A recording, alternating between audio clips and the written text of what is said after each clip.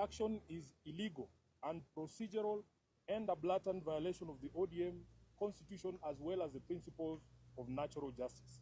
At no time have I been informed of any allegations against me, be they of indiscipline, insubordination, or incompetence in the execution of my duties as the Secretary General. Neither have I been invited to respond to any complaints in and out of the party on any matter that would constitute grounds for removal of a Secretary General. Consequently, no lawful organ of the party has invited me to any hearing. Indeed, as far as internal differences in opinion go, my only cry is that I have refused and I oppose any plans and schemes within the party to support President William Ruto's re-election, because I have held and continue to hold the firm position that this country cannot afford another 5 years of this expensive, divisive, incompetent, and disastrous Ruto misadventure. Kleptocracy is not a philosophy that an entire nation can give a second chance. This month marks the beginning of my 9th year as SG of ODM. I am the longest serving individual in that position. To serve that long at the feet of the enigmatic Raila Odinga needed one to summon all reservoirs of wisdom from all possible sources, but most importantly, to remain a true and loyal student of the great icon. Even in the current circumstances, I would never betray the ideals and principles of my late party leader. I have served this party with loyalty, diligence, and unwavering commitment because I had a leader in Raila who nurtured young people and young leaders and knew how to bring competing interests and egos into one functional movement.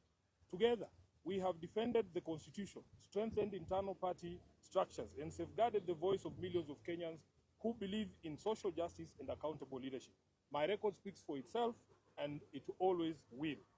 It is in public domain that my opposition to the party's dalliance with Ruto started long before the Right Honorable Raila passed on. He understood my reasons and accommodated them. It is also a known fact that regardless of what political deals Raila struck with different regimes, he would never have allowed his beloved party to be turned into a mere appendage of State House, where decisions are rubber-stamped after instructions are received from the regime.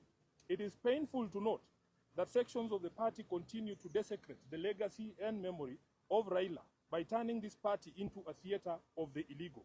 Just last week, on 3rd February, a Gazette notice was released purporting to legitimize the recent changes in party leadership, with a rider asking for public input within 7 days, even though the stated date had lapsed by 3 weeks. Essentially, those who now purport to run the party are aware that, for instance, the new party leader was installed unprocedural and unconstitutional. These shortcuts and illegal edicts reflect the bad manners that progressive institutions and individuals pick up as soon as they get cozy with William Ruto. I leave it to the party members to judge if this really is the path that the Right Honorable Raila Odinga had set for us. Just 4 months after his death, we can all agree that Raila must be turning in his grave. In recent times, many respected personalities within the movement have reached out to me and the rest of the leadership, seeking a middle ground of unity, at least until the National Delegates Convention is called. I may not mention all of them, but the party trustees, and they know themselves, as well as Mama Ida Odinga and Her Excellency Ruth Odinga, the women representative for Kisumu, among others, have worked tirelessly to try and unite the party and renew the spirit of Raila in the party. But it seems the rest of the leadership, answering to instructions from elsewhere, has been unable to embrace dialogue. I want to assure our members across the country that this is not about positions. It is about principle. It is about protecting the integrity of our party. It is about ensuring that ODM remains a democratic institution governed by rules and not by impulses. And whatever actions I take from here, obviously after wide consultations, I will do so with my head held high, knowing full well that I have never once let down my leader, the Right Honorable Raila Odinga, or the members of this party who are its backbone. As I said in Busia, Raila did not raise cowards. He did not teach us to run away from hardship or challenges, but to confront them head-on. Our party constitution places a responsibility on us to fight for ODM, and fight we shall. Through all lawful means, we shall fight for this great institution until the very end. We will challenge every illegality in the courts of law and in the court of public opinion. Surrender is not an option for us. I urge our members to remain calm, steadfast, and committed to the ideals that brought us together. ODM is bigger than any individual, and it must remain anchored in justice, transparency, and respect for its own constitution.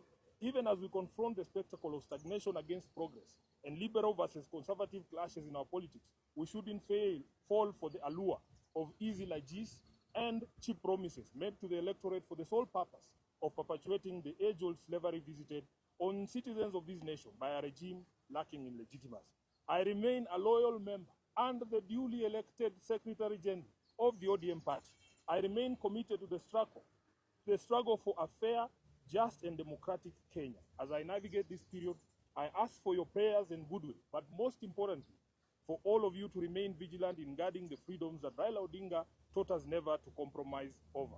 We are the generation that will reach Kana, as envisaged by the late Raila Amolo Odinga. Nothing will distract us from this endeavor. I am grateful to all of you for all the messages of support, and I want to assure you that we will be back to the grassroots, bigger and more energized, beginning this Sunday in Kitengela. Thank you very much, and God bless you.